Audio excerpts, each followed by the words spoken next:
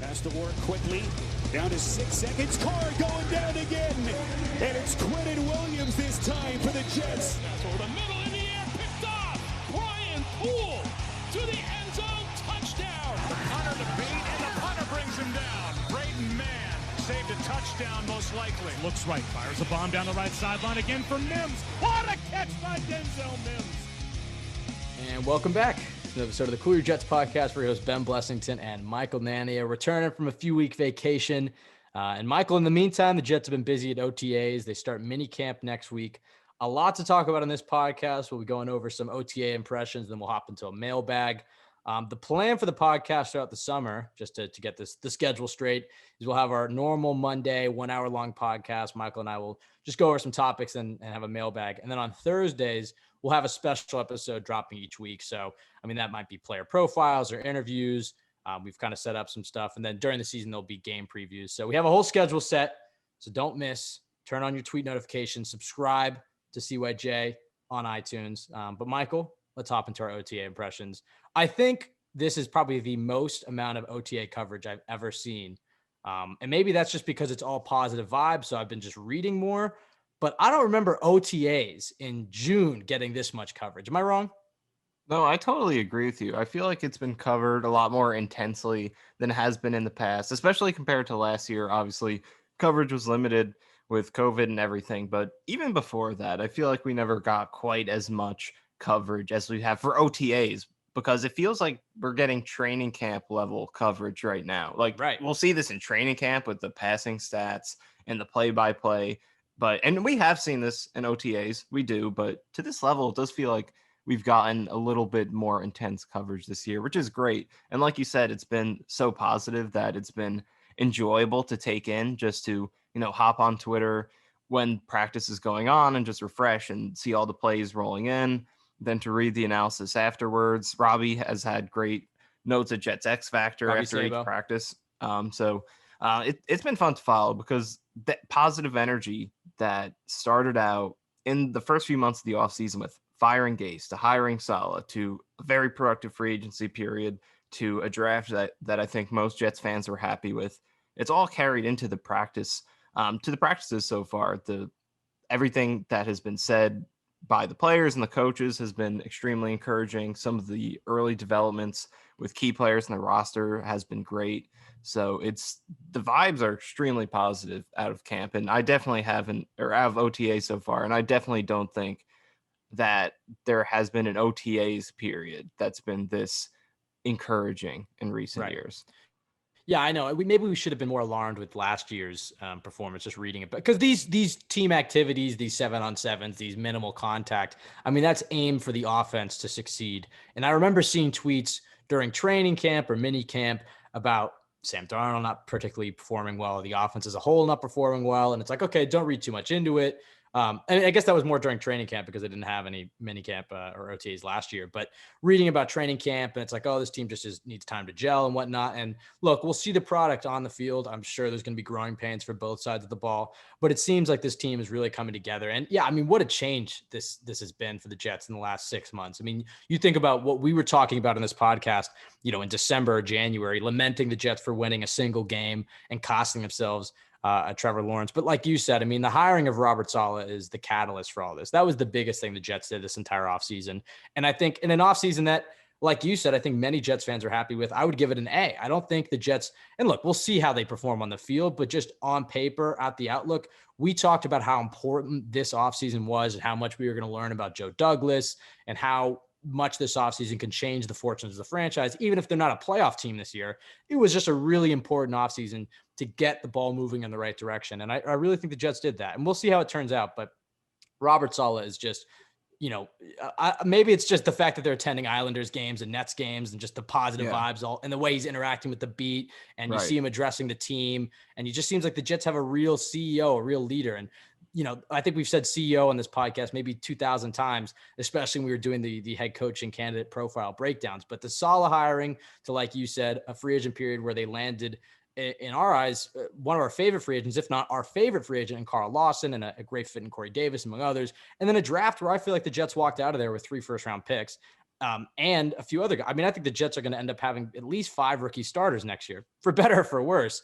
But yeah, I think Joe Douglas really got the ball moving in the right direction. We'll see if it works out on the field, but I guess you can't fault the attempt. So let's just talk about some of our initial OTA impressions. Obviously, I guess we should start with Saleh. We kind of been talking about it a little bit.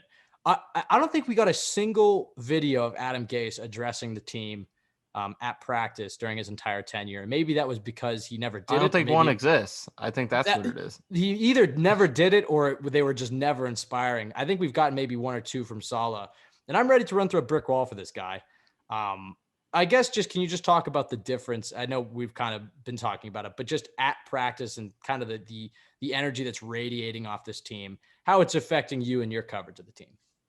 It's definitely been easier this year, I think, to write positive things and feel positive things and actually feel that they're legitimate, that they're things that actually could play out. It doesn't feel like that you're forcing yourself to feel optimistic, that you have to make up reasons to feel good about the team. It really feels like that the things that they're doing are going to play out the way that you want them to as a fan and that they do as an organization. I put out a tweet a couple of days ago. The Jets they hired the guy I wanted at head coach in Saleh. He was my number one. I said it on this podcast. I believe he might have been your number one guy too. He was number 2 behind Pat Fitzgerald. Number 2. So out of feasible candidates, but still, they hired Saleh, who I think was a dream candidate for most of us. He was my number one.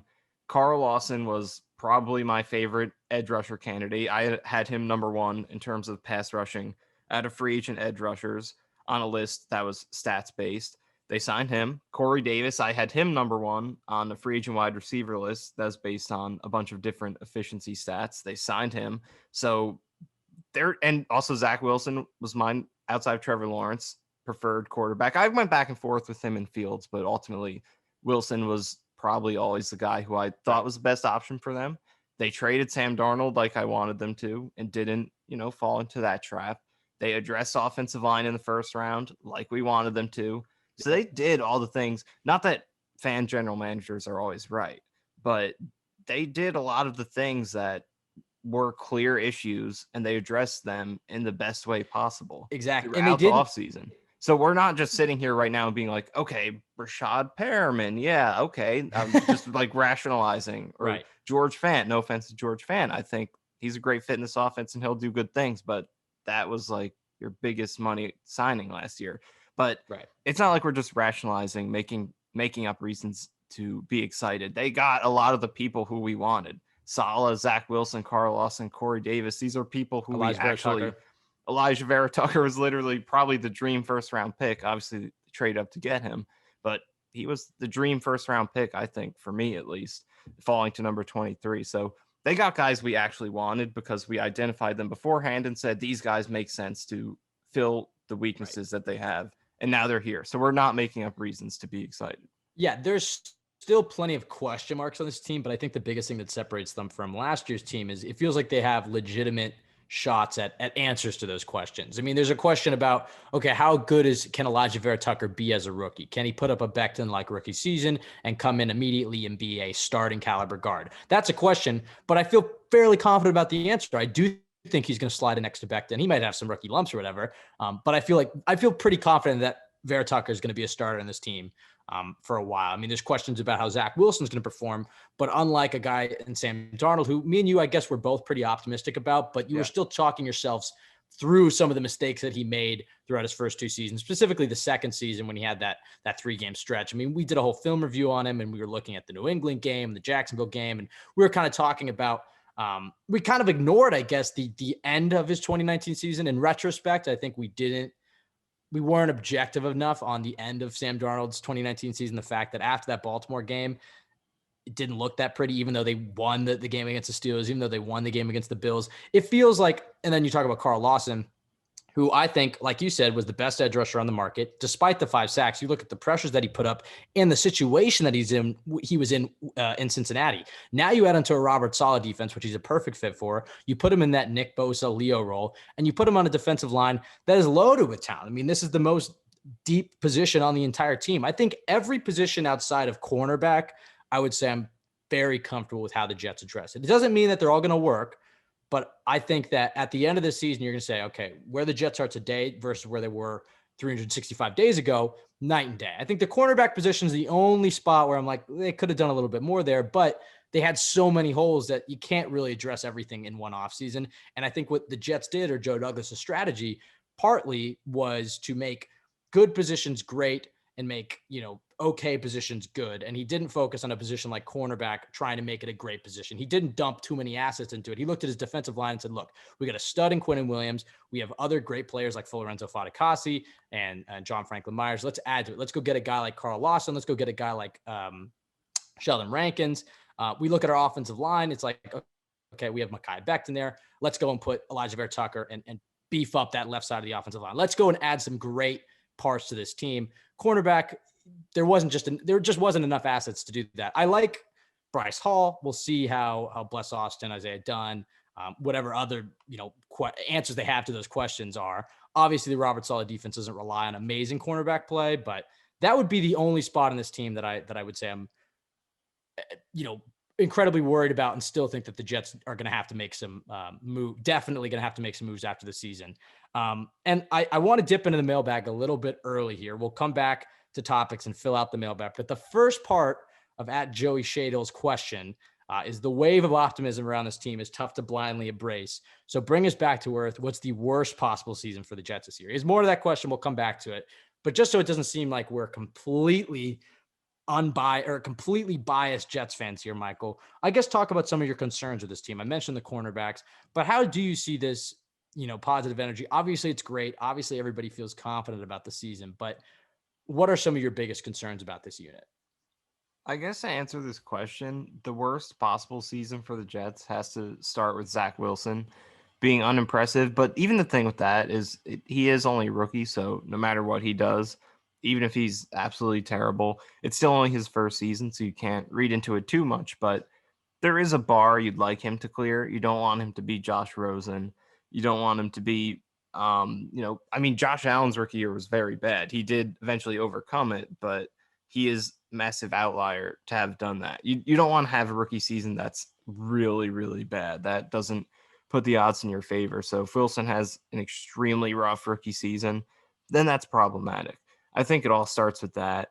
But then I think it also comes down to this rookie class and last year's rookie class in terms of this team having a worst possible season. Does Mekhi Becton continue to deal with injuries? Does Denzel Mims not develop? Bryce Hall, Ashton Davis? Then looking at this class, is Elijah Moore not that special? Does Vera Tucker have particular issues? So the Jets having a worst possible season, I think, all has to come down to specifically Wilson and the development of both this year's draft class and last year's, because we know the Jets aren't trying to, that isn't the goal to make the playoffs this year necessarily. Well, they could, they're capable of it. I would say that's probably Robert Saleh's goal, is to try to make. It's their goal. It's their goal. But from our perspective, right, this is still a team in transition. The main thing is you want to establish the core, find your pieces. They make the playoffs, great, but for the most part, it's just about establishing the foundation right now. Right, so exactly. If you're not doing that, then that's how you can have a worst possible type of season. Yeah, I would say the biggest thing is when you look at the great teams around the league, like you look at Kansas City, you have a lot of certainties. Andy Reid's a great coach. Patrick Mahomes is arguably the best. I'm going to say the best quarterback in the league. I know I'm really brave for that take. That what Tyreek Hill brings, what Travis Kelce brings, etc. With this Jets team, I don't think there's really any certainties outside of maybe Quinn Williams being good. But even that was a big question mark last season. So, and he's only had really one really good year in the bank. So there's not really many certainties around this team. Hell, even a guy like Becton, like you mentioned, I think he's a certainty, but then you look at that injury history and it's like you mentioned, there's a possibility that this plantar fasciitis injury that he has lingers into the season, or maybe he picks up other injuries and hell, he only plays 4 games or something like that. There's a lot of question marks around this team. And I think they have a good chance at answering a lot of those. I really like what they've done, but the lack of certainty around this team means that I could see them winning 4 games and I could see them winning 10 games. You don't really know. I feel comfortable somewhere in the middle. I kind of feel around 7-8 games is what this team is good for. You mentioned Denzel Mims, and there was an interesting kind of an interesting report from Connor Hughes talking about that Keelan Cole has been running with the ones more than Mims. Mims has struggled with some injuries, but even when he's been out there, he struggled with some drops a little bit. He's, made some plays, but he's been primarily rolling with the twos, mainly because, and we talked about this a little bit when we had Oscar Aparicio on, that he's not an ideal scheme fit. And LaFleur already said that he's going to try to build the offense around the players that he has. So I imagine he has a plan and a role for Denzel Mims in mind. But does it surprise you at all that, and look, it's OTAs. I mean, we have to still see minicamp. Corey Davis has to get back out there. Crowder has to get back. We'll see training camp preseason. So it's very possible that Mims opens up as the day one number 2 guy opposite Corey Davis. But is it surprising to you that Cole is getting the reps over Mims? I think it is a little bit surprising, but like you said, it's really early. I don't think I'm looking into it too much right now. And he was off the field for a little bit. So I'm not reading into it too much, but I think key thing to keep in mind here is that Keelan Cole is pretty good. He didn't put up the most amazing numbers in Jacksonville, but nobody would with those quarterbacks. Although DJ Chark had some good years there, but he's a pretty good player.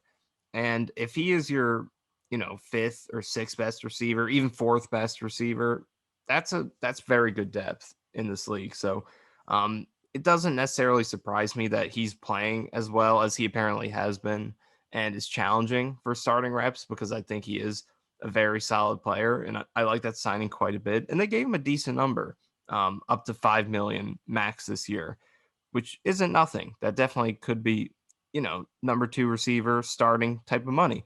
So it doesn't necessarily surprise me to see him doing well, but to be getting reps over Mims is a little bit surprising, but we'll see what happens as the offseason plays out. Mims missed some time. Like you said, he's not the most ideal fit in this offense. I think Cole probably is a better fit. So maybe he does have a little bit more to prove to the coaching staff to earn a starting spot, but we'll see. Obviously, Mims is the superior talent, showed us a lot last season, but with some time, I think he should eventually settle back into that number 2 spot. Yeah, I think if Mims wasn't as good of a run blocker as he is, I'd be a little bit more concerned about his fit. But because he's such a good run blocker, I think that's one of the biggest traits you need to succeed in this offense. And I think, LaFleur is going to have to create him his own role. I don't think you're going to see a situation where Mims is inactive on game day or anything like that, or not getting on the field. I think he's going to get his reps. It's just, is he going to be used as the 4th receiver or the 2nd receiver? He is more of a vertical straight line guy, but I really liked a lot of the things he did. And we talked about it when we were in the lead up to the draft about how he is a very similar type of receiver to the type of receiver that Zach Wilson had in Provost. I mean, a guy like Dax Milne. I mean, I was excited to see kind of the back shoulder fade, which I think is probably Denzel Mims' best route, at least that we saw in the NFL. And it's arguably Zach Wilson's best throw. So I think there's a potential there for them to have some chemistry, but you're right. I mean, when you look at the prototypical LaFleur or Shanahan offense, he's maybe not the most exact scheme fit, but I still think there's a very good chance that he fits in here nicely. And like you said, Keelan Cole, one, his helmet, probably the coolest in the league, right? I mean, you're a fan of the helmet, right? Yeah, it's pretty solid. I also like the his new tagline for the Jets. Jets up, go Jets. Oh, right in the video. Yeah, he didn't really know what it was. Yep. Well, I heard him say when they were breaking the huddle a few days ago, they said jet up. And I was like, didn't we trash that back in 2018? We brought back take flight. It's on the, stadium banners and everything. Like, what are we still doing with jet up? And we got to change the hashtag too. Why does it still take flight? Just make it all gas, no break. Well, especially since take flight got hijacked by I forget exactly which team it was, but it was a WNBA team. Now they have the hashtag. So now when you put the hashtag, their logo comes up. So it's like, all right, that's fine. They can have it. Let's just have all gas, no break.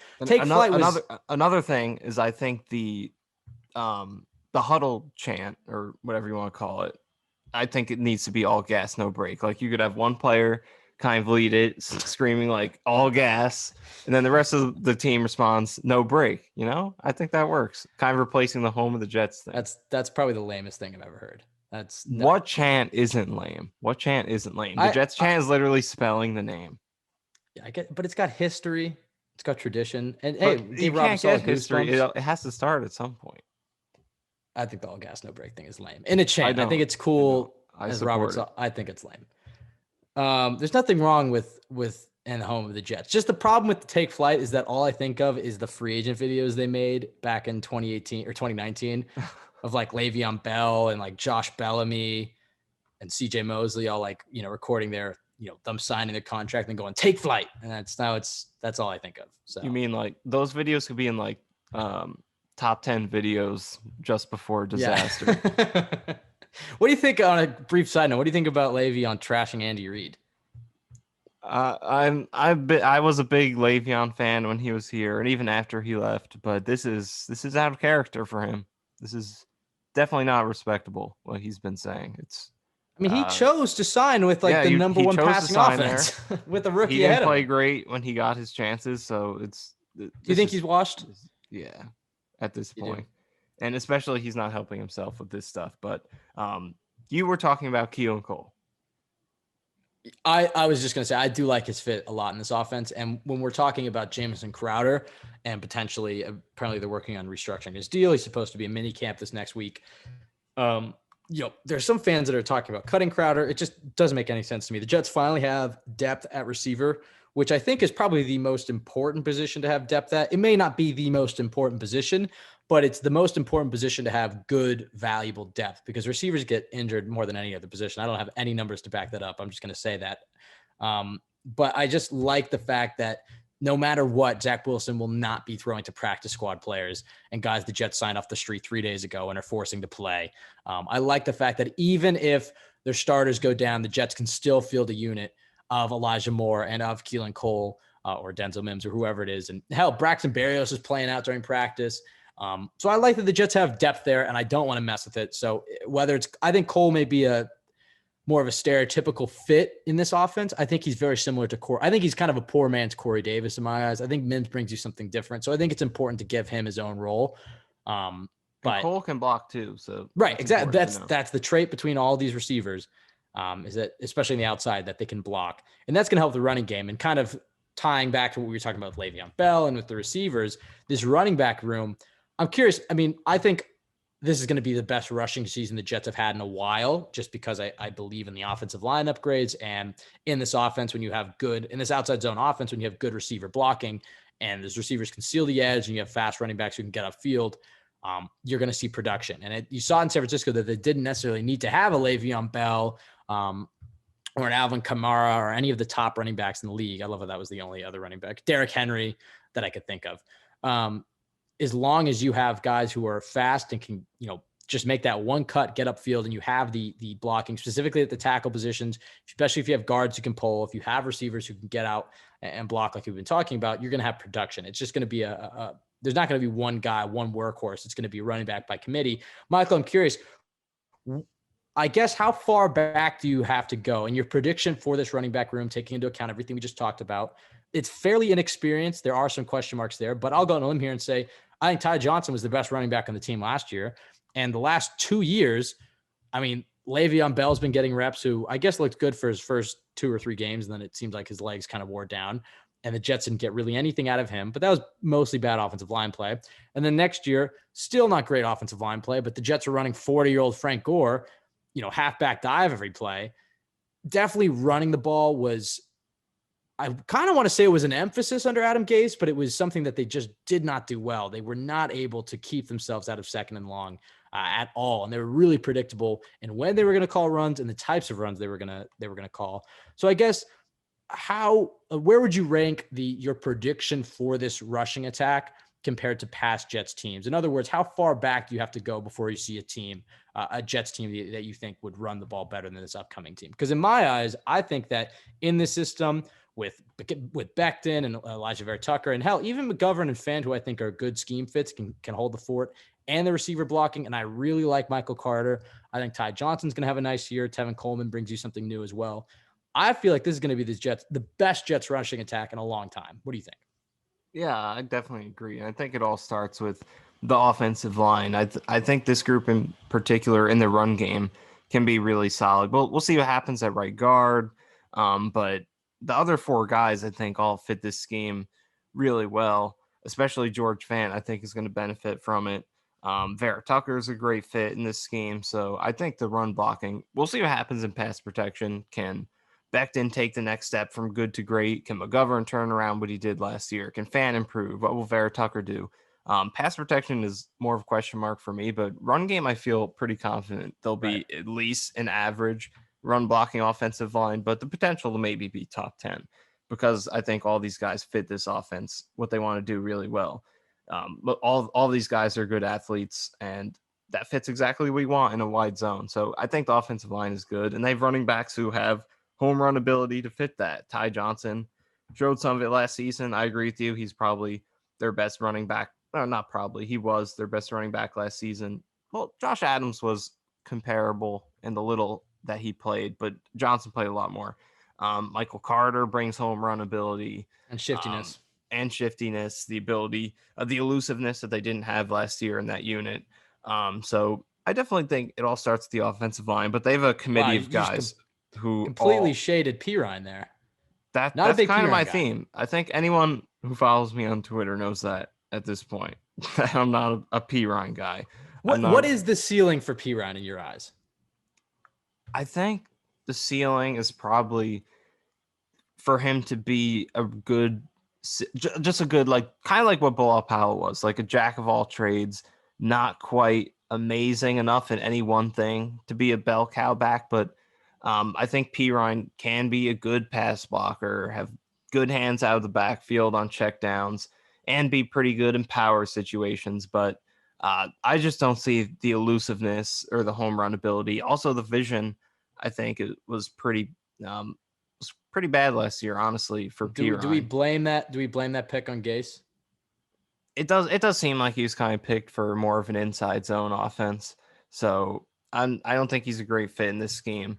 But again, Michael Carter, Ty Johnson, also Tevin Coleman has played in this offense and been explosive in it. Josh Adams, I think if it were up to me, I would cut Pirine and keep Josh Adams. I think Josh Adams is a good underrated running back who is a great downhill runner who breaks a lot of tackles. I would rather have him. Yeah, I think he's a good power role. Yeah, go ahead. Well, no, I think that's a good point that you're making. That I really do believe that Pirine's job is in jeopardy because, like you said, I think he was more drafted for the Gase system, that inside zone versus an outside zone. And like you said, I think Pirine's best chance to hold on to this roster, like when we talk about his ceiling, I think is to be the power back for this unit, to be the short yardage, the big bully guy, the guy you want to bring in when you want to play some smash mouth football. But if you're not breaking any tackles, you're not intimidating anybody. And like you said, Adams is a big back. He can bring that power. You can run him on the goal line, but he brings speed. I mean, Pirine does not have that breakaway speed. Now, look, he was a rookie playing behind an awful offensive line under an uninspiring coach. So we'll see. But last year, yeah, he looked like the Jets version of Stephen Ridley in 2015. That's what he looked like to me. And if you're going to be a big power back, you want to see more Chris Ivory, Isaiah Crowell. You want to see somebody who can break tackles, who can run over people. But it seems like, yeah, it kind of looked like the Jets were trying to draft a younger Frank Gore, but the 40-year-old version of Frank Gore. He just didn't. He looked like a copy of Frank Gore. We should clarify. Not the prime San Francisco 49er Frank Gore. He looked like a carbon copy of the 40-year-old Frank Gore of basically just see hole, get hole, 2 yards, 2nd and 8. Like that seems what Michael Pirine's ceiling is to me. And I agree with you. I think Josh Adams is a lot better than he gets credit for. So that's an interesting training camp battle to watch. And I could definitely see Pirine being on the outs and being the first Joe Douglas draft pick to not make the roster. And that draft class, I like it. I think that there are some positives to it. Namely, Becton was the biggest one, especially if you could stay healthy. But there are a lot of question marks with that unit. And you wonder how much of that is the cohesiveness of, draft. Joe Douglas believes a lot in drafting players and adding players to fit a coach's scheme and, having that one vision. And that draft class is going to be hopefully, well, it definitely is the only draft class kind of built in Adam Gase's vision. So it wouldn't surprise me if that 2019 draft class isn't as good as these future draft classes. I mean, obviously the Jets have more capital and they're drafting under Robert Saleh, but see picks like Pirine and Michael and James Morgan. I really like Becton. I think Bryce Hall is going to be good. And honestly, if you walk away with 2 starters like that, you can't hate the draft class. I really do like Denzel Mims though. So I still believe in him, but we got to see something from Jabari Zuniga. We'll see exactly what happens with Ashton Davis this year. If he's if Joyner takes his starting spot. I mean, there's just some question marks with that 2019 draft class. But again, it's still too early. And compared to the previous decade of Jets drafting, I still think it ranks among one of the better Jets draft class. Before we get into the mailbag, Michael, I want to ask you about one guy. And honestly, actually, we can open up the mailbag because I think was going to be your answer for this, so we could talk about him a little bit. So going back to Joey Shadle, after he asked the worst case scenario for the Jets season, he went on a more positive note. Who wins the Curtis Martin Team MVP award and then the Bill Hampton Rookie Award? Starting with the MVP award, I asked you this beforehand to kind of just probe in what you were going to say. And you mentioned CJ Mosley. And I think he is a big part of the optimism surrounding this team. He's not the biggest part, but in years past and in my experience as a Jets fan, a guy like CJ who was paid all this money and had all this hype behind him, and he puts together probably the best 3 quarters I've ever seen from a Jets linebacker. And then he hasn't played. I mean, he played a little bit in the Patriots game, but injured all of 2019 for the most part, opts out of 2020. It just is like, okay, this guy's making $20 million a year, 18 to be exact. What are the chances that he comes back and he's still the same player he was? He was a 4-time Pro Bowler in Baltimore. It just, to me, in my experience, it's like, all right, well, I don't want to count on that guy because I don't know if we can.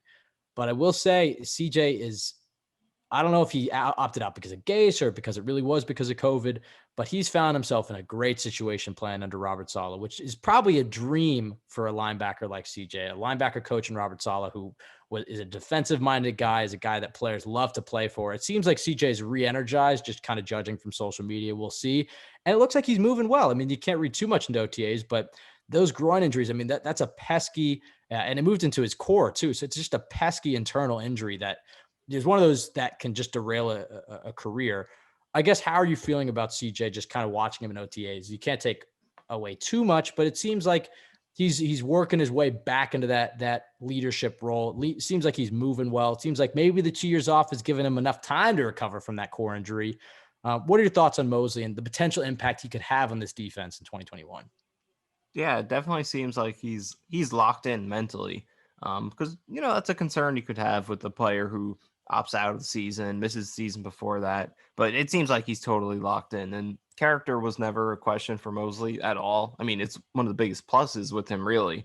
And it seems like he's still bringing that to the table. And I think he's going to be huge for this defense and coverage, especially. He doesn't get a lot of love for it, which doesn't make any sense, because even if you do just scout box scores, his passes defended and interceptions are very high for a linebacker. But he's very good in coverage because he plays his role well, and it's not pretty and it doesn't make highlights, but just by sinking down a little bit to cover a crossing route, or by getting through a rub to cover a running back out of the backfield, just taking options away to make the quarterback have to go to his next read. So then, he gets sacked or he gets hit or whatever, just because an option's taken away. That's how he makes his impact. And it was a big part of the Ravens being successful while he was there. So, and he showed a lot of that in the very limited time he played with the Jets in 2019. So he'll make a huge impact if he is the same player. And just judging by what we've seen so far, it seems like he's fully embracing that leadership role as that every down Mike linebacker. So, and in terms of this question, who the team MVP is going to be, last year it was Marcus May. I think it's definitely going to be a defensive player. I don't see an offensive player quite yet getting to that point, because if it's going to be an offensive player, it has to be either your quarterback or a dominant skill player. And I don't expect. Oh, hey, don't discount Becton like that. I mean, it could be, but come on, are they going to vote for an O lineman? Do you think anyone would? I think this team is fully bought into their offensive line, but I agree, it's probably not going to be. But there's a chance Becton could win. If Becton is out there with 35 pancakes, I mean, it's just hard to vote them because you don't have like anything to go off of. But I think it would. I think it's between Mosley, Carl Lawson, and Quinn Williams for this award. And I'm going to go with Mosley. I think he's going to stay healthy because he's been generally healthy in his career outside of the one injury in 2019. He was a durable guy. So you play a lot of games, that helps you. That's, I think, why May beat out Quinnen last year. If Quinnen could have played 3 more games, while May played every game, I think Quinnen could have won it. But I think Mosley will stay durable. He'll make a lot of big plays, gain a lot of respect in the locker room. So I think he will be the team MVP. Yeah, I actually, before this, I had said Quinnen, and then when we were talking about CJ, I think I'll still say Quinnen, but I agree with you. If CJ has any type of, if he has the season that I think he may be able to have, I think he'll win it, because I think people do forget that this guy's a 4-time Pro Bowler. And like you said, I think I don't agree that I don't think his coverage ability is elite, because I think he lacks the necessary athleticism and speed to be considered an elite coverage linebacker. But his football IQ is so high that, yeah, he's definitely not a bad coverage linebacker. I mean, especially in this scheme where next to him, he's going to have a rookie. I mean, it could be Cashman, but presumably it's going to be either Sherwood or Nasruddin. He's going to have these fast, athletic, pass coverage type linebackers, converted safeties. CJ Mosley is not that. But when I think of the impact he could have, especially for those young guys playing next to him, and the front seven as a whole, especially in run defense, and like you said, just making those critical plays around the sticks, I think CJ Mosley's impact on this team could be huge. I think he can be an extension of Saleh on the field and helping to teach this. Although he's not, from this defense, I think you're going to see the team look to CJ as a leader. I think he will be a captain on this team. And if he can return to anywhere close to the level he was playing at in that first game, I think you're right. I think he wins that team MVP award, because I think not only is he going to have a great season for himself, but the impact he's going to have is going to radiate throughout that entire defense. Definitely in the front seven, but even to the secondary. When you look at the Bill Hampton Rookie Award, I think I want to say Elijah Moore, but then I'm thinking, well, if Elijah Moore is going to win it, then you kind of think that it would be Zach Wilson. So I think I don't know. I don't want to be a homer and just pick the rookie quarterback. It seems like Zach Wilson probably should be the favorite, but look, it's OTAs. But I think you can go off of scouting as well that Elijah Moore probably should not have been there in the second round. He looks like a real difference maker, potential difference maker for the Jets. We'll see what his role is. It is a bit of a crowded receiver room, so I'll say Zach Wilson, but I definitely think Moore has a definite shot at this award. What do you think for rookie of the year? I think I was gonna go with the obvious pick of Elijah Moore. I'm kind of leaning towards Vera Tucker, maybe, just because I think there's a little more risk with the skill position players. Hold on. Let me wait. So an offensive lineman can't win MVP, but he can win Rookie of the Year. But listen, let me explain it. I think that there's just some more risk with skill. You mentioned receivers being probably the most injured position, so I'm looking at it in that perspective. That they have a quarterback too. That Elijah Moore doesn't stay healthy enough to compete for it. Vera Tucker starts all 16 games, plays respectably. The quarterback is just okay as a rookie, and it could go to Vera Tucker. I'm just looking at that potential lane for him to win it. Just to try and be different, go with Elijah Moore as the god. I get you're trying to be different. I get you're trying to be different, but if Vera Tucker wins that award, unless he's a Pro Bowler, that means it wasn't a great season for Zach Wilson. I mean, I don't know. I get what you're saying. I think if I'm going to surmise what you're trying to say is that Zach Wilson's going to have a solid season, Elijah Moore is kind of in a crowded receiver room. I guess you're right. Wilson probably will get it unless he's really bad or one of these other guys is extremely good. So maybe Wilson is going to be the guy just with an okay rookie season. For Matt T. Grizzle 12, are the Jets waiting for the Bears to cut Foles? Are they waiting for kickers for cut kickers too? Which teams have an abundance of proven kickers? Let's start with Foles, and then I'll turn to you for some kickers. I know that's your favorite position on the entire team. You love the special teams. Yep. Shout out to Thomas Hennessy, friend of the podcast. His birthday a few days ago.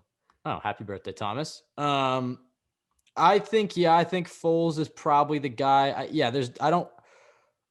I think he'll probably get cut from Chicago. I don't think the Jets will trade a pick for him. I think the Jets are smart to just wait because they're giving reps to Morgan, who was drafted to be the number 2 guy. And granted, he hasn't even played in preseason. I mean, the Jets are going to get a debut from Zach Wilson, a debut from James Morgan. Has Mike White played at all? Like even he played in a preseason game. Okay, so it's not his debut, but the Jets are going to have 2 essentially rookie quarterback debuts. So again, it's part of the reason why this pick is so brutal is not ready to be a backup yet. So unless James Morgan really develops into a great backup, they're definitely going to sign somebody. By all reports from OTAs, it seems like the backup quarterbacks don't look too pretty. I think it's between Foles and Mullins. Mullins gives you the advantage of knowing the scheme, so you can sign him closer to training camp or maybe closer to the season because he can come in immediately. You could be confident in him to start. I think Foles is the better player than Mullins. I think if the Jets sign Foles and Wilson goes down, I think you can still expect the Jets to win games. Whereas if they have Mullins, it's going to be more towards trying to be competitive and trying to see people develop. I mean, I'm not expecting if the Jets are in a situation where they're anywhere close to a playoff run and Wilson goes down, we've seen it before with Foles. I still think the Jets could push through and make the playoffs with Foles. With Mullins, it's like, okay, well, season's probably over. This guy can just hold the fort. He's not going to be Luke Falk bad, but he's not going to, win games for this team. It just depends. I think ultimately Foles is a Jet, but if not, it'll be Nick Mullins. I don't see a way that the Jets roll into the season with just James Morgan unless he really, really balls out in training camp. Michael, what about you? Yeah, I think that Mullins probably a guy to still look at. He had elbow surgery on his throwing arm after the season, which I'm pretty sure he's still out from, and will probably be back like right around when training camp starts. So maybe they want to be able to bring him in and actually get a look at him to throw, and that's why they haven't explored him yet. So he could be on the radar. Foles is there. I'd probably bet on one of those two guys coming in at some point. Anybody else? As of right now, I don't think anyone really comes to mind. Not off the top of my head, but those Josh two Johnson? do make sense. I mean, he could be on the radar, but if you're really taking this seriously, I think those are the two guys that you want to look at. Mullins has experience in this offense, played under with Michael for a few years, and he's really not that bad. He's not one of the 32 best quarterbacks in the league, but as a backup, I don't think he's terrible. You can do worse than him, I think, for backups, and the same thing for Foles. So if you're taking backup quarterbacks seriously, I think these are the two guys that you probably want to be looking at. And then when you look towards kickers, what do you think the Jets' plan is there, Michael? Man, I wish the Jets had a plan here. It's been so long since they have, because we're seeing They had reports Jason now Myers. They had him in the building. they had him in their grasp. And to be fair, if anyone remembers from 3 years ago, I was bashing that too, like going into the season with Jason Myers, who was terrible. And he was terrible the first few years of his career before he came to the Jets, but he lucked into that good season. And I guess the Jets just kind of think that they'll strike gold again and find another Jason Myers, but it hasn't happened yet. Doesn't look like it will this year, with these two guys struggling in camp so far, Ficken and Chris Nagar. So they should I just don't understand why they don't put more effort into it. There are a lot of things that the Jets don't do that I feel like I understand more so than a lot of fans tend to, like, not spending every single dollar of your cap space to patch every single hole in your team. It's not Madden. You can't just, fix everything like that. So, like, I understand their perspective. There's cap issues. There's scheme issues. Does the player not want to come here? That I get. But kicker and the way they've handled it is the one thing over the past few years where I'm like, I just do not understand why you're not putting more effort into it. Not even spending a 7th round draft pick on it. And even among the undrafted guys, there are better players who they could have gotten than, Nagar. In the past few years, there's been good undrafted guys they haven't signed. So this is the one thing I'm getting pretty heated right now about this. This is the one thing with the Jets that really makes other than hiring Adam Gase, makes zero sense to me. Who were they supposed to go after? I think they should have drafted Young Wei? either Borregales or McPherson on day 3. I think it's worth it to spend that draft pick. Well, but maybe they weren't sold on them. I don't know what there isn't to be sold on. They make their field goals. Well, right, but the Jets didn't have a 7th; they had 6th-round picks. So it's like, they liked, I don't know. If they're not completely head over heels, not a scheme fit. It's probably a scheme thing. I just don't think you don't just take a kicker to take a kicker. You're only taking him. But you're not with taking a draft him to pick. take him. They're taking good kickers who but their field goals at a high level. But if you aren't in the love kickers with they have kicker, don't make their field goals. There's just not a lot of complexity. I just think there's plenty of undrafted free agent kickers that come in and play well. So it's like, unless you really love a guy, I'm not spending a draft. I'm not against spending a draft kick on a kicker. Let me get that clear. But I'm not filling a need I'm not using a draft pick to fill a need at kicker just because I have one. It's like, I'm only taking a kicker with a pick if I like him a lot. Maybe they didn't really like him a lot, because there's plenty of undrafted free agents that come in every year. They're guaranteed will be there few this year that'll come in, win jobs, and be good kick and be solid kickers. Maybe the Jets have one in their hands. Maybe Ficken can bounce back. But I agree. Again, like last year, I guess keep an eye out on the kicker waiver wire. See if anybody shakes free at the end of training camp.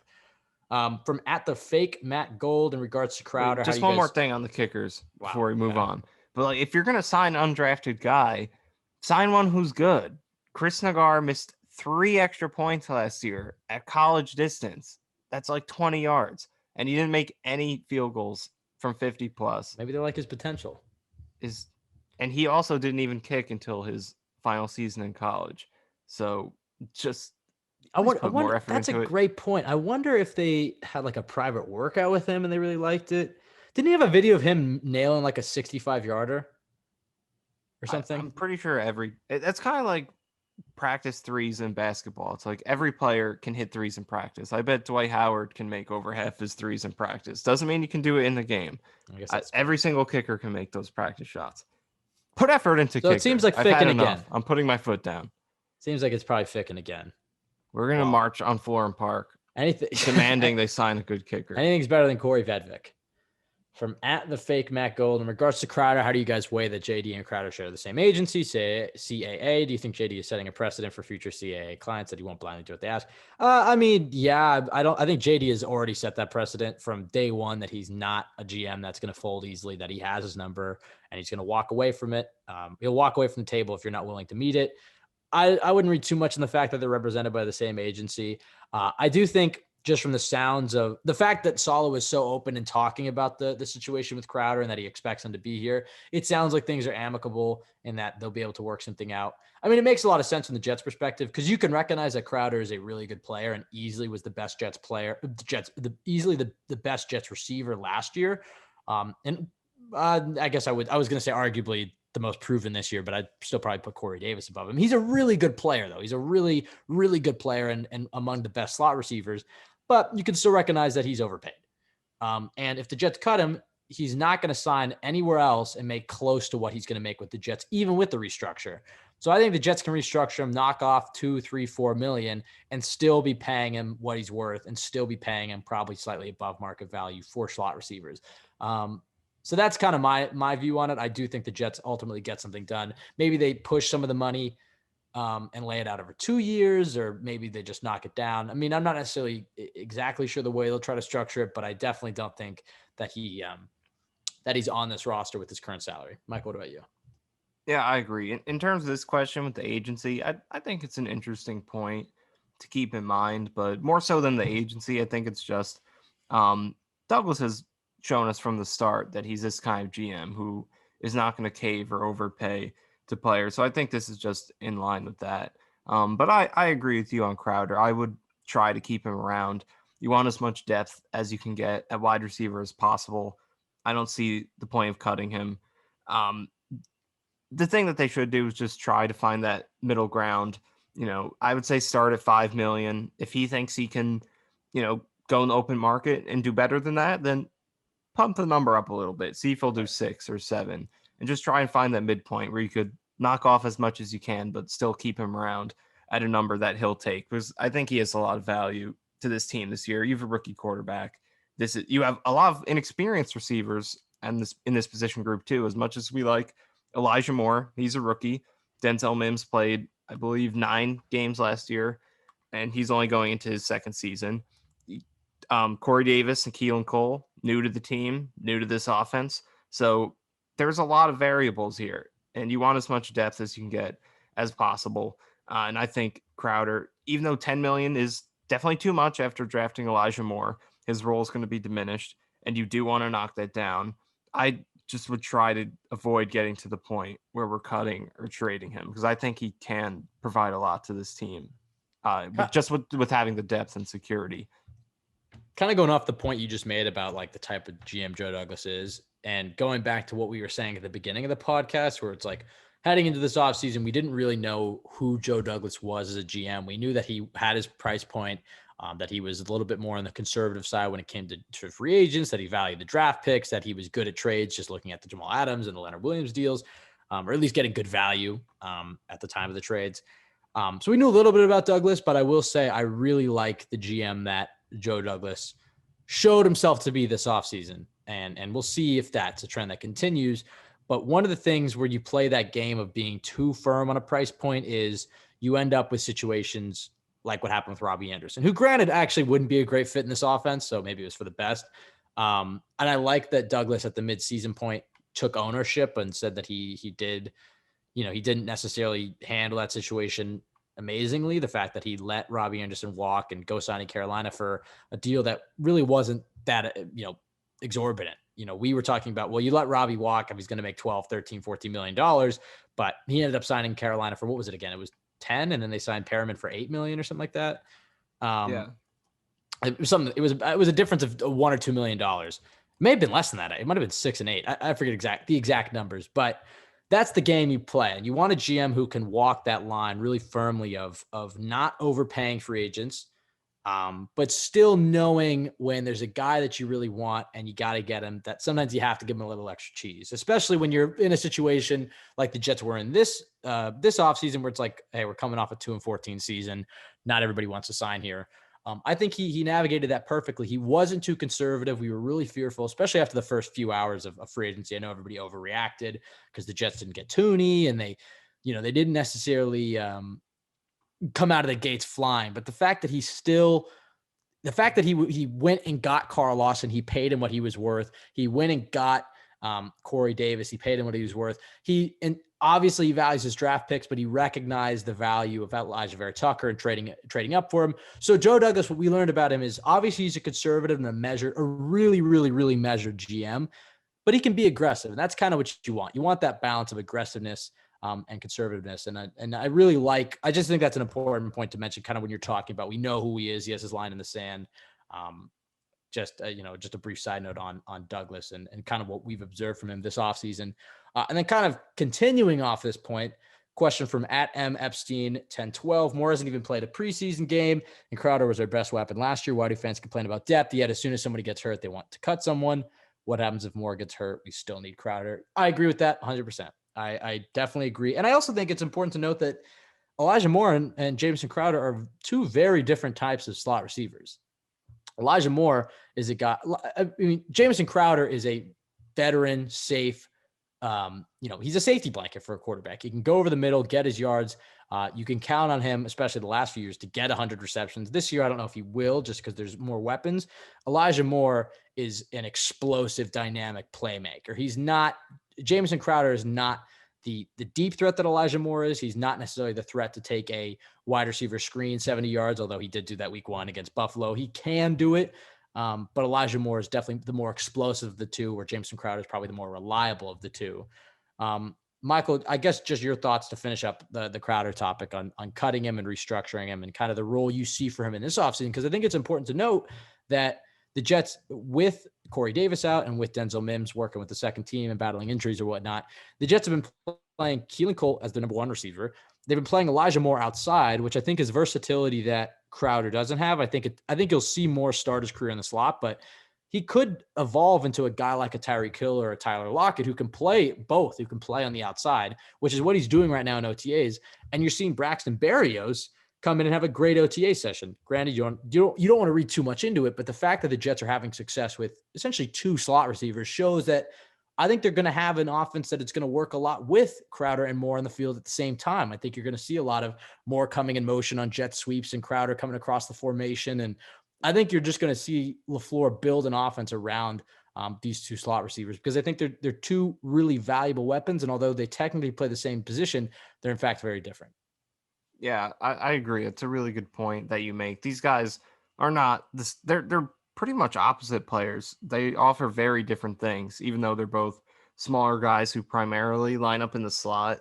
They're very different. Like you said, Crowder is not a jet sweep threat. Elijah Moore is. He's not. Crowder isn't really a screen threat. Elijah Moore is. And a lot of Elijah Moore's damage was deep last year. He averaged over 100 yards per game on passes over 10 yards downfield, which is obviously ridiculous. And Crowder does most of his damage on underneath throws, whip routes, jerk routes, those little short routes, third down too, slants over the middle, just catching passes in the flat, all things that he's very good at, which isn't really the bread and butter of Elijah Moore's game. Not that Moore can't do those things, but you draft Elijah Moore at the 34th pick, despite not having a huge wide receiver hole, because you think he can be an explosive threat. That's why you draft him. And that's not what Crowder is. He can be that safety blanket that can help a rookie quarterback. So they offer extremely different things. And I think that's a key point here. If they were less, if they were more similar than they are, if Crowder was that same type of player, maybe Crowder was that type of player and he's aging and he isn't as dynamic of a threat and you just want to get younger in that role, then maybe it makes sense. But that's not the case here. We're talking about two guys who essentially play the same position, but play it in a very different way and bring very different things to the table. If you cut Jamison Crowder, I'm not sure you have another receiver who really offers the things that he does. You hope Braxton Berrios could do that, but Berrios has been pretty drop prone throughout his first 2 seasons of his career. And Crowder's hands last year were very good. I believe he only had 2 drops last season. I think Berrios had 3 drops with significantly fewer receptions. So you hope Berrios can be that, but he hasn't quite been as good as Crowder throughout the past 2 years. So if you cut Crowder, I think you really lose that safety blanket. Very solid underneath route runner. From @Bulls56_ Mike, what's your price point on Moses? Of course, referring to Morgan Moses, the right tackle that was cut from Washington, who has experience in an inside zone offense, not necessarily an outside zone, but he at least is a zone offensive lineman. The Jets have a huge need at right guard. You can argue they also have a need at right tackle. Fant is solid. We don't even know if he's good. But he has he could be anywhere from bad to good, but right now I guess you say he's an average right tackle. There's also the injury concerns with Mekhi Becton that, he has battled to stay healthy, whether that's the size and now that he has the plantar fasciitis injury. You could see a situation where Fant is going to have to slide over to left tackle for a few games this year, and then who's going to play right tackle. So it could be smart to add a guy like Moses. Michael, you and I were talking about, and you wrote it in your article, and Joe Blewett, film expert at Jets X Factor, agreed that the Jets could sign Moses and they could plug him in at right guard. Some people have been talking about signing Moses at right tackle and trying to slide Fant over. We both agree that that's a bad idea. One, Fant doesn't really have the anchor to be a guard. If you remember, this is a guy that was a tight end and a college basketball star. You're signing this guy. Fant is actually a really good fit in this offense. The fact that he has the athleticism to get outside and seal the edge wouldn't be as good a fit in a guard. And we'll still see if Fant is even good. It's just on paper, he's a good physical fit for it.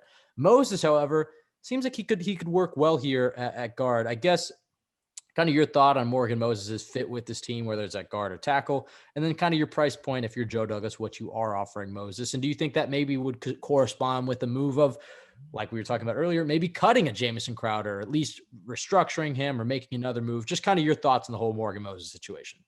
Yeah, I think I watched a little bit of him. I'm not going to claim to be a Morgan Moses expert, but I did watch a few games of him to try to get a good summary of his strengths and weaknesses. And I do think he can fit well at right guard on this team. I think you can sign him with the idea of filling that last hole at right guard and keeping Fant at right tackle to complete your 5-man unit on the offensive line.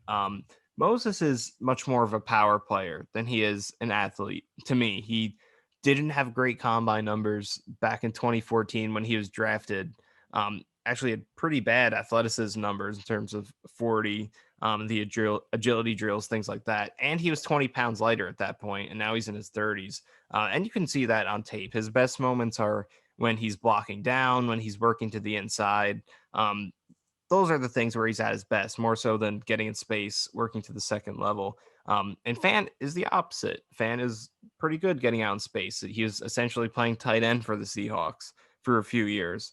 And he played college basketball, and you see it on his tape when especially the game he played against the Cardinals at left tackle. He had a lot of really good moments getting out on the edge and outside zone. So I'm excited to see what he could do with playing outside zone more full time, because the Jets didn't run a ton of that last year. They're mostly an inside zone offense, which is what Moses comes from in Washington. But I think Fant is the type of guy you want at tackle in this run scheme. And Moses isn't quite that, but I think he can play guard effectively because he's a bigger, stronger guy, is good on the interior, working against the bigger, because those were his best moments, like pinning defensive tackles inside more so than working out against edge rushers. And even in pass protection, he holds up well against power moves, but not really against outside moves around the edge. And Fant, again, is the opposite. power moves he really struggles with: bull rushes, long arms, clubs, things like that, moves to the inside. Fan had big problems with. So if he's struggling with that against edge rushers, I don't think he's going to be able to do that at guard against defensive tackles. But he does a good job against speed. Moves around the corner, he handles pretty well using that athleticism. So the idea of Moses at right guard and Fan at right tackle really intrigues me. So in terms of pursuing him, I think a 1-year deal, 7-8 million is what I would go for. I think that makes sense for him.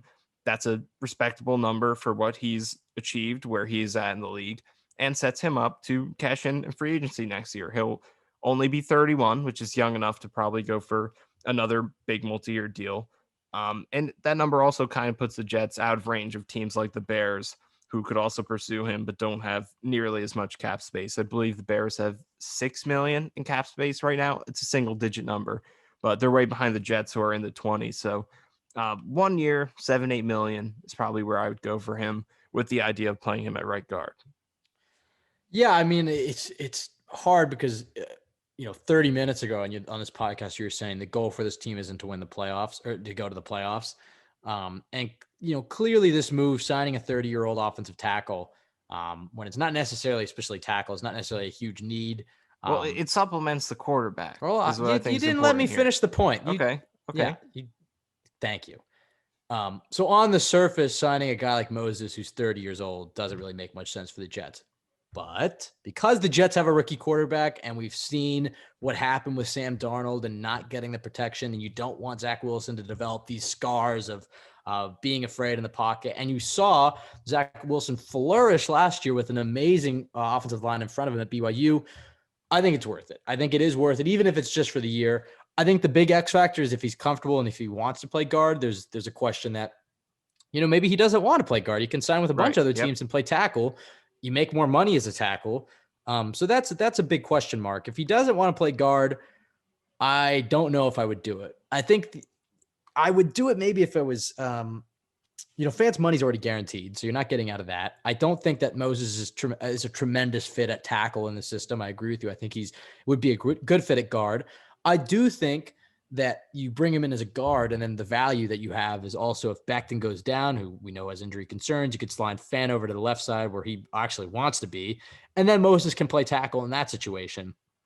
I think the Jets can outbid anybody. I agree with you. I think I'd go up to $8 million for him, but he'd have to understand that he's signing here to play guard. He may end up playing tackle. He may show that versatility, but if he's comfortable in a situation where it's like, okay, I get to show that I can play guard as well. I've shown in Washington that I can play tackle. I'll probably end up playing tackle just based off Becton's injury history. Then you do that deal. I get on the surface signing a 30-year-old guy at a position that's not necessarily of need doesn't make too much sense, but the depth you get from it, the level of comfort you can build around your rookie quarterback, I think it's worth it. Was that a good enough answer for you, Michael?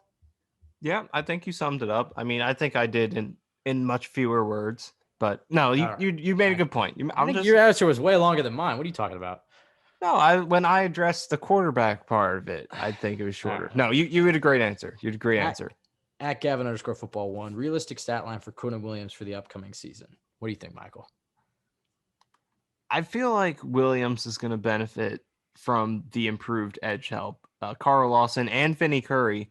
I think Curry is going to set up a good number of sacks. Curry's never been a sack guy himself. He only had 3 last year, 5 the year before that, but what he does really well is he's a great bull rusher. He really squeezes the pocket and creates the type of pressure that forces the quarterback to step up. Lawson he's going to help too, but Lawson, a lot of his pressures are to the inside, which would more prompt the quarterback to scramble out towards the edge. So I'm just saying, look at Vinny Curry too, as a guy who could help in terms of creating sacks for the interior. Lawson's going to help a ton, but Curry, his bull rushing is perfectly designed for creating those sacks. Just look at the Eagles interior D linemen that he played with the past few years. Fletcher Cox, Malik Jackson. Those guys picked up a lot of sacks, largely thanks to guys like Brandon Graham and Vinny Curry on the edge, creating that pressure. So I think Quinn Williams will see an uptick in sacks this year a little bit. I think he'll hit the 10 mark this year. I think he will get those 10 sacks. But also his run defense numbers are great. He had 10 tackles for loss this year. His run stops, I think he had 22, but he led interior defensive linemen in run stops per game with about over 2 per game. I think he'll maintain that. And then the pressures too. I think the pressures will be up for Quinnen this year. He started pretty slow in that area, but down the stretch of the season, he was having games with 7 pressures, 6 pressures, pretty much week after week against the Raiders, Chargers, and Dolphins. So I could see him creeping into the top 10 in pressures as well. So I think he'll have another season with 10 tackles for loss, 10 sacks, and then probably being top 10 in both pressures and run stops. And this is incredible stuff. And it doesn't feel unrealistic to say because he pretty much did most of these things last year. And especially in the latter portion of the year, he was creeping up to an even more elite level to where he's doing stuff that only guys like Aaron Donald and Grady Jarrett, some of the best guys in the league, were doing. So it doesn't feel ridiculous to say Quinnen will put up some of these great numbers. Yeah, outside of Zach Wilson, I would say the defensive line is the thing I'm most excited to watch for this team. I mean, there's a lot of things to be excited about with this team, but I think this defensive line is going to be really damn good, and I think they're going to mask a lot of the weaknesses of the secondary because clearly the Robert Saleh approach is if you can have a strong 4 up front who can get pressure and can get after the quarterback and force the ball out of the hands, you can sit back in zone coverage and not take too much damage. I think ultimately this defense, because of their weaknesses at corner, and I actually think Bryce Hall will prove himself to be a respectable starting outside corner, especially in the system. I just think this system lends itself to corners, especially corners of his skill set. So I think Bryce Hall actually will be a long-term starter for the Jets. He may not be the number 1, but I think he could be a viable number 2.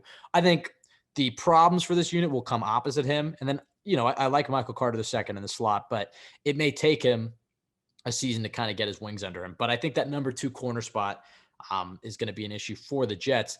But a great defensive line can mask a lot of that, especially just the style of zone that Robert Saleh plays. It just takes a lot of the pressure off of them. They're not in a lot of man-to-man situations. And this defensive line, I have to say, and I can't decide when I was looking at this question, kind of what you were saying, I can't decide if Quinn Williams is going to benefit from the influx of talent at this spot, because I already thought it was probably the Jets' strongest position just between Lorenzo Fatukasi, John Franklin Myers, and himself. But then when you add Sheldon Rankins, then when you add Carl Lawson and Vinny Curry, I can't decide if Quinnen's going to benefit more from those guys or everybody else is going to benefit from Quinn Williams. And I think we kind of talked about it beforehand, how sacks are actually more of a team stat than it's given credit for. Because you've gone in and you have a whole campaign against the importance of sacks. But Carl Lawson's a great example of a guy who last year was an elite edge rusher and only had 5 sacks. And the part of that was because he just didn't have any other help in Cincinnati. So whether that be on the defensive line or whether that be in the secondary. So either he's getting double teamed or his teammates aren't getting after it. And even if he wins his rep, the quarterback still can either slide out of the way or just have enough time to find a wide open receiver. But because this system lends itself to not having elite quarterbacks or cornerbacks, and I love what's around Quinnen between Carl Lawson and between, you could put Sheldon Rankins or John Franklin Myers inside of the defensive tackle spot. I think they're both very good pass rushing defensive tackles. You can flex John Franklin Myers outside that defensive end spot. I like Vinny Curry. Hell, you even got young guys like Bryce Huff. I think this defensive line as a whole is going to be in the top 10 when it comes to sacks. When it comes to individual numbers, though, I'm not sure. I think it's going to be a lot more spread out.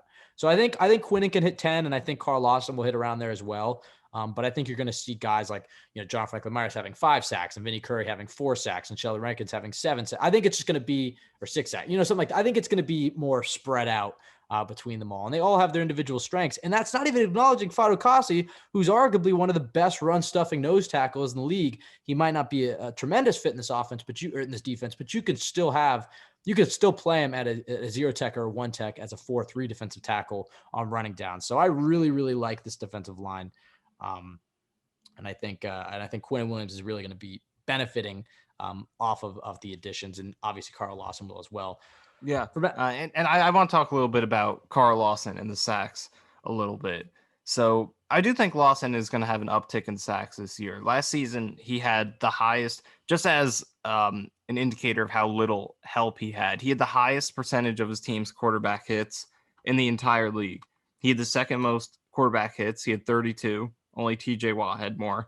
And the Bengals were 27th in quarterback hits. So Lawson had the highest portion of his team's hits in the league. So essentially no player in the league was a bigger part of their team's pass rush than he was. So he had no help. And when you watch his film and you see the plays he was making, there just aren't any plays you look at where it's like, he should have gotten that sack. He whiffed on that sack. Sort of like Leonard Williams was. Leonard Williams' lack of sacks was on him. He was a great player, elite run defender, and a great producer of pressure as well. And that does matter. It does have impact. But his lack of sacks, you could put on him because there were blatant examples of him just not finishing sacks, just whiffing on opportunities to finish them. Carl Lawson, I don't think, has had that throughout his career, even though it goes beyond just this past season. He had 5 the year before. He had 1 in 2018. It just doesn't seem like it was his fault. It seems like he's mostly just not getting those opportunities from players around him. So I do think playing with Quinn and JFM, Rankins, even Foley, he's going to get more sacks this year. But I do think it is important to not just look at that. If he has another season just like last year, where he has the 4th most pressures in the league among edge rushers, because that's where he was last year, 4th most pressures among edge guys with 64, but he only puts up 5.5 sacks, I wouldn't complain about it that much, as long as his lack of sacks isn't an individual issue. If he has a lack of sacks because he's botching opportunities to get them, he's missing tackles, then yeah, you can get on him for the lack of sacks. That's something he would have to get better at, because you don't want to miss those opportunities. But if he has another season where he doesn't put up sacks and you watch the film and it's like, he's just destroying people and he's unlucky the ball's coming out early, then it's just hard to get on him. So I think sacks are really team stat. It's a product of stuff like good coverage. A lot of sacks are cleanup sacks in which one guy creates pressure, then someone who actually didn't beat his man, just the quarterback runs right into him. That Trey Hendrickson got a lot of those last season. He had 14 sacks, I think, but there are sacks where like Cameron Jordan would destroy his man, make Tom Brady scramble. Trey Hendrickson got destroyed. He got sent up the arc, and Brady just walks right into him. And Hendrickson gets a sack for doing what a downgrade nothing. that is for Cincinnati. Right. I definitely think that's an upgrade. Hendrickson is good. I don't think that should be gotten wrong. He did have good pressure numbers. But Carl Lawson's younger a lot and better. He's a much better athlete. He's a much better producer of pressure. I think this better all-around player. I think this defense is going to be a lot better than people are expecting. I think they may be more bend but don't break. I think they may be susceptible to the big play, although I think they have good safeties. So over the top, I'm not too worried. I just think that they're going to give up some passing yards for sure, but especially with CJ Mosley in the middle, I think the run defense is going to be very solid with talent up front. And I just love them in short yardage situations. And I think they're going to get a lot of pressures. I think Carl Lawson's going to have a breakout year. I'm a big fan of this defensive line and what Saul is implementing. I still have questions at that second cornerback spot. I still have questions at the linebacker spot for sure. But the defense as a whole is rush 4. And if your 4 is good enough, they're going to get pressure on the quarterback. And if the quarterback can get it out, everybody else is in zone coverage. So you're not taking, too many hits, so you're not man-man coverage and you're giving up 60-yard plays. The Jets may get picked apart a little bit, but I think in those short yardage situations, especially with how strong they are up front, you're going to see this defense shine. So I'm really excited to watch the dynamic of Quinn and Carl and how they play off of each other. All right, 3 more here. Let's fly through these. At Joe RB31, strongest player on the Jets per square inch, Michael. You tweeted at him with Braden Mann. Is that your final answer? Well, I felt like this was, something that would be universally known just by asking the question. It's like, if you ask like what the most successful baseball franchise is in history, it's the Yankees. So we're going to debate who the second most successful franchise is. That's sort of what this question is. It's universally known. Braden Mann is the strongest man, pound for pound, in the world. Everyone knows that. Your grandma knows that. Your newborn child knows that. All right. It's accepted. So we're going to talk about the second strongest player on this roster, pound for pound. Per square, pound per pound inch. It's a big thing because just strongest player, it's either Becton or Fadakasi, probably. Maybe Nathan Shepard's in there as well. It's one of those guys. But per square inch, I think Carl Lawson has a good case. But when you're talking about per square inch, you're talking about, the guy that was always brought up as like in the CBS broadcast. Who he's the pound for pound strongest guy on this team. It's always like Buster Screen. So I'm looking towards like DBs. I'm trying to think, do we have like a scrappy defensive? I mean, like, I guess Ashton, I don't know if I don't think Ashton Davis is the strongest guy pound for pound. I really don't know. That's a good question because Carl Lawson, it would probably be my answer, but I kind of want to find somebody who's maybe Wesco. Wesco's a big dude though. Yeah, he's a good answer, but he is pretty big. He's a big guy. I'm scanning the roster. I'm trying to kind of find the guy here. Maybe Davis. Man, such a good answer. Ashton Davis came to mind. No, but maybe Corey. You could look at the receivers. Or Corey. I was thinking Ashton Davis could be a good pick here. Yeah, but I don't think. I think. I might go Corey Davis. I think Mims and Corey Davis are pretty good. Braxton Berrios, maybe. He's pretty jacked, and he's a very small guy. Yeah, but it's not physique. It's strength. I mean, you're talking about guys who just don't get bullied, who are scrappy and they fight for everything. Strong, I think Mims is actually kind of an underrated answer because when you first said it, I shrugged it off just because he's a lanky dude like myself. But when you think about it, he's scrappy. I mean, he does his go-to trade is his last minute separation and his physicalness. I might go Mims actually. And look at some of his blocks. Look at the his blocks, he creates on those. Pound for pound, I'll take Denzel Mims. Corey Davis is a close second. Corey Davis is up there too. This isn't the strongest guy, but you're talking about per square inch. It has to be Mims because there's no other guy that has that output with that type of body. I mean, he's a lanky dude, but he's so physical. So I'll go with Mims. Maybe Bless Austin. He hits pretty hard. Yeah, that's true. Bless Austin is pretty scrappy as well. I mean, he whiffs on a lot of tackles, but when he connects, like the 1 out of 15 times he connects, yep, guy goes flying. Yeah. So maybe Bless is only 198. So that could be a good answer. Mims is 207. So I think those are two good answers. I would throw Ashton Davis in there. But obviously Braden Mann on the entire roster is the guy. You know what? I know you're like, I know you're trying to be funny, but man, it's actually not funny. It is a legit answer. Actually, I was gonna say like because you're talking about your grandma knows and everything, and I was like, all right, enough of this gag. But when I do think about it, the amount of big hits that Braden Mann had last year, he kind of does have to be considered. So he's actually 198, so he's not as small as you would think he is. What does Denzel Mims weigh? 207. Oh, so maybe Mann has him there. I don't know. I guess, yeah, Mims is 6'3", but he's 207. So his frame is a lot smaller, though, because he's a lanky guy. Yeah. All right, two more questions. We probably should have put that at the end because we actually have two somewhat serious questions. From @JetsForever123, can you give a realistic perspective on why Marcus May might be better than Jamal Adams? He isn't. Okay, next question.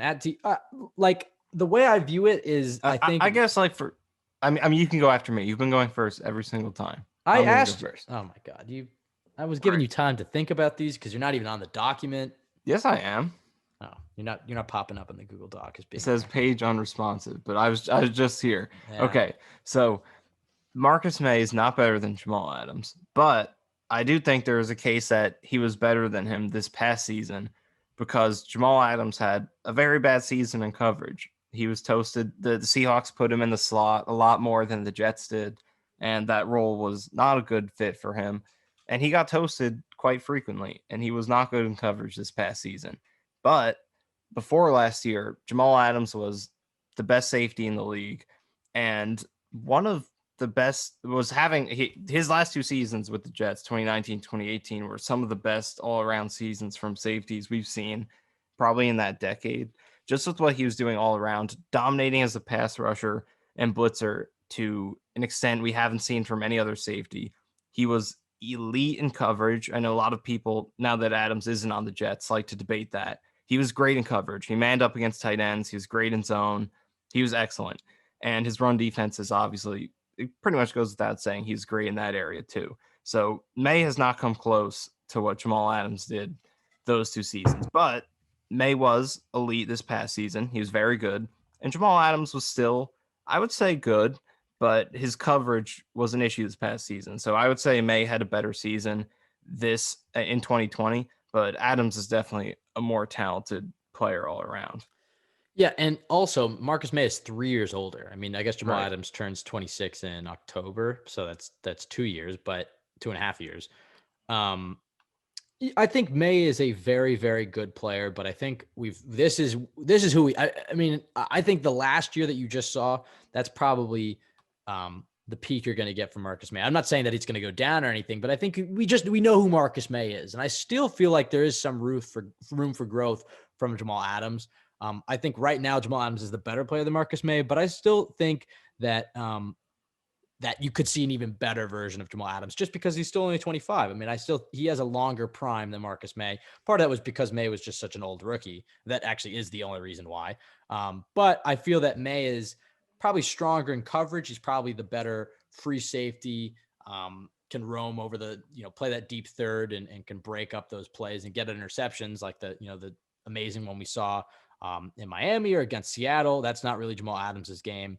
But as far as who would you rather have on your team if you're doing a draft, you're taking Jamal Adams every day. But, and I think it's important. Like, I really don't like Jamal Adams. He's probably my least favorite player in the entire league just because of his, his whole act and the way he forced his way out of here and everything. As a fan, you're not supposed to like that. But he is a hell of a player. And I do think that he had a bad season last year in comparison to what everybody was expecting, but it was still a very good season. He still broke the DB record for sacks. And I think he was injured for a lot of it too. So I think you're going to see it. I think Jamal Adams is one of the league's elite safeties, but I think Marcus May cannot be discounted because I think May is right behind him. I think May is a very, very good safety, and we'll see how he is in this system. So maybe I'm wrong in the fact that I think you're not going to see much more growth from May. I think maybe he could grow even more in the system, but I just think that Jamal Adams as that X factor, that elite, can be the best safety in the league, where I think as Marcus May is a very, very good player, can maybe be a top 5 safety, but I don't think he's ever going to be considered the best safety in the league. He just doesn't bring the dynamic energy that Jamal Adams brings. He's not as good of an athlete as Jamal Adams. He's not as hard of a hitter. He can't play in the box as well as Jamal Adams, but May beats him as a coverage safety. And May does have a little bit of versatility himself. So they're both very good safeties. And I'll put it this way. You want a realistic perspective on why Marcus May might be better than Jamal Adams? That's kind of vague because you could say, I will say this. I think Marcus May is better for the Jets than Jamal Adams. He's less of a distraction. He's cheaper. You look at the draft picks that the Jets got for Jamal Adams. That's going to hopefully set up the future of this franchise. I mean, as much as I don't like Jamal Adams, what Joe Douglas was able to get for him, I think is going to be a huge catalyst in turning this around quicker rather than having an elite box safety. So I would rather, given the cards, would I rather have Jamal Adams, pay him $15 million, let Marcus May walk and just have him? Or would I rather have Marcus May not deal with the distractions of Jamal Adams and get those 2 first-round picks? I'll take Marcus May every day. So I think the Jets are better off with where they're at in their safety room. But Jamal Adams is probably the better player. All right, last question from @D. Terramin, who is the most underappreciated player on the roster? Michael, you wanted to go first, so here you go. It's funny because actually now I was looking forward to taking some time to think about it while you talked, but I guess I'll have to take this one and go off the dome right now because I don't have the first one that comes to mind is Thomas Hennessy.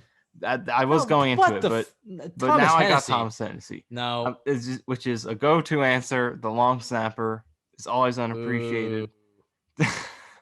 He's good, but there's a better answer. I have a good one. I have a really good one. John Franklin Myers. There we go. I agree with that. By the way, both friends of the podcast there. Yep. So, okay, we're not being biased. These are legitimate answers. John Franklin Myers. Like Bryce Huff next. Yeah, Bryce Huff is going to be next. Then it's going to be Mike DeVito, even though he's not on the team. But John Franklin Myers is a legitimately elite interior pass rusher. He had the second best in terms of the percentage of his pass rush snaps that he created pressure last year, second best among interior D linemen behind Aaron Donald.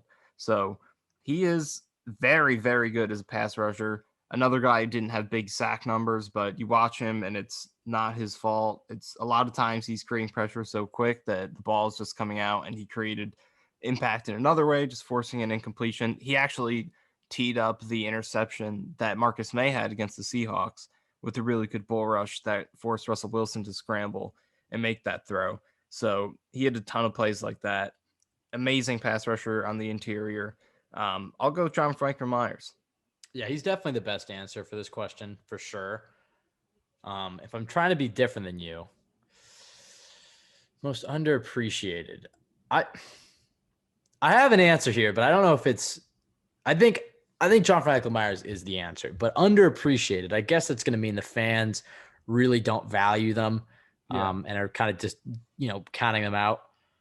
I'm gonna go with Chris Herndon, and that doesn't mean he's.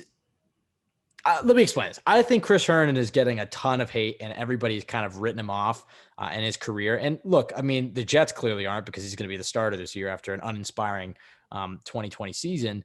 But what Chris Herndon did as a rookie led you and I both, Michael, to believe that he was on his way to being one of the best tight ends in the league. Maybe not the best, but he was on his way to being a very, very good starting tight end for this team. And I don't know what happened with him mentally last season. It clearly seems like a mental issue for him, where it was just a confidence thing. I mean, he was dropping passes he didn't normally drop. He was fumbling. He looked out of it mentally. And I will say, I think everybody's kind of counting him off, and people now have maybe a bit of a disdain for Chris Herndon, is kind of what I've seen on Jets Twitter.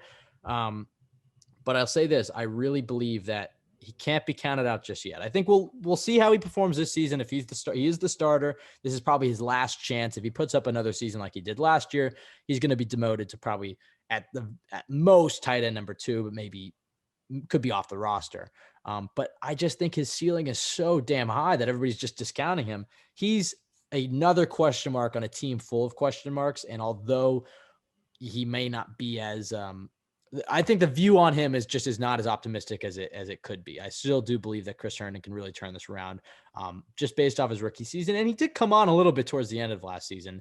And I will say this: it's not like, you don't want to read too much into this. Like we've talked about, you don't want to read too much into practices, but it's not like he was completely broken last year. I mean, he was performing quite well in training camp and throughout practices throughout the year. Adam Gase he's not the best judge of talent maybe, but is referring to him as a unicorn. The Jets organization really, really believes in Chris Herndon. That's part of the reason they didn't go out and get another tight end, although they were reportedly interested in Johnny Smith. But they didn't draft another tight end. Herndon's going to be the guy in an offense that, judging off of Shanahan, loves 12 personnel, loves the usage of the tight end. And I think you're going to see Chris Herndon get a lot of reps. I mean, I think that he's not George Kittle, but the Jets are going to have to use him as their George Kittle. He's going to have to be their starting tight end, he's going to have to get involved in this offense. And we're going to learn a lot about him. I just think that the hate that Chris Herndon's getting is maybe warranted, but that's what I was going to say. I think it's warranted, honestly. It's warranted, but I just, I don't want to count him out. I guess I'm not articulating it the way I guess I want to, but no, I think your points are good. Everything you're saying makes sense, but I do think the skepticism is warranted. But your points definitely make sense. Right, because it's inspired us a lot in 2018, so we shouldn't forget about that completely. Right, because it's not that the criticism and the lack of faith in him is unwarranted, but you're talking about underappreciated. I think people are forgetting that the potential that Chris Herndon has. And that, look, this is a guy who played his entire career outside of, I guess, his first season when you saw the potential. He wasn't under Adam Gase. He was under Gase for 2 years. Why can't he be the next benefit of the post-Adam Gase curse being lifted? You saw it with Mike Gesicki in Miami. I feel like there's a chance that he gets away from Gase, he gets into this West Coast offense, and you could see him flourish and reach that potential that you saw in his rookie year and you saw in practices last year. So I get the criticism for him, but I wouldn't count him out just yet. I think he has a very good chance to turn some heads this year. All right, Michael, I think that's it for the mailbag. That's it for this podcast. We went a little longer than we expected, but we had to make up for a few weeks off. Like I said at the beginning of the podcast, we'll have our weekly episodes every Monday from here on out. An hour long. We'll probably do a few mailbag questions, maybe not as long as this one. A few mailbag questions every week, though, and just going over the topics. And then on Thursdays, it'll be a special episode. It could be interviews, player profiles, positional breakdowns. We're planning on doing a podcast every week, breaking down each position group with a guest. We'll have interviews, and then we'll have game previews. So be on the lookout for that. 2 podcasts a week from Cool Your Jets. You can follow us at CYJ Pod on Twitter. Please subscribe, rate, and review on iTunes. You can also find us at jetsxfactor.com. Go there for the best Jets content in the world. You can follow Michael at Michael_Nania and myself at Ben W. Blessington. That's going to do it for us. And as always, folks, you know what? Maybe I should change it. I've always been saying don't let the Jets ruin your life, but I don't think it really fits the positive energy. What do you? That Okay, how about that doesn't fit the vibe anymore. How about I say all gas and then you say no break? Because that's totally not lame. That's right? totally not lame. All right, let's do it. Let's do it. Okay. All gas. No break. Oh, that was really lame. Pass the work quickly. Down to 6 seconds. Carr going down again. And it's Quinn Williams this time for the Jets. Over the middle in the air, picked off. Brian Poole to the end zone, touchdown. The punter to beat, and the punter brings him down. Braden Mann saved a touchdown, most likely. Looks right, fires a bomb down the right sideline again for Mims. What a catch by Denzel Mims.